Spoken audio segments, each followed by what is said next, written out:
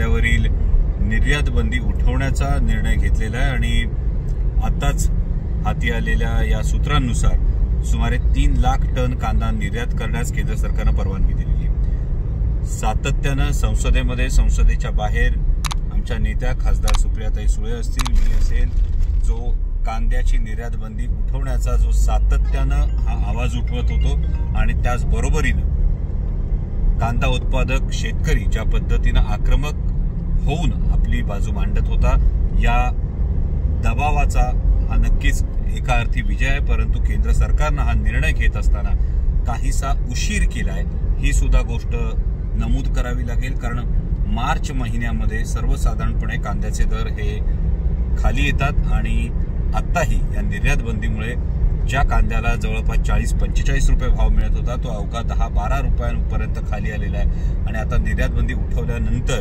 खरोखर किती फायदा हा आपला कांदा उत्पादक शेतकऱ्याला होणार, हा सुद्धा विचार करण्यासारखा प्रश्न आहे। त्यामुळे केंद्र सरकारनं सर्वसामान्य शेतकऱ्यांची ही बाजू ऐकली, याबद्दल धन्यवाद। परंतु त्याचवेळी महाराष्ट्रातील कांदा उत्पादक शेतकऱ्यांचं 2000 कोटी रुपयांचं नुकसान आपण आपल्या या दुर्गती निर्णयानं केलेलं आहे, ही गोष्ट सुद्धा विसरता येणार नाही।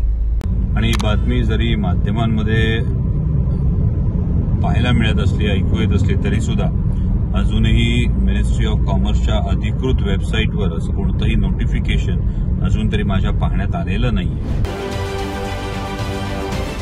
राजकारणातील प्रत्येक अचूक बातमीचे सर्वात आधी अपडेट्स मिळवण्यासाठी सरकारनामाच्या सर्व सोशल मीडिया प्लॅटफॉर्मला लाईक, फॉलो आणि सबस्क्राईब करा।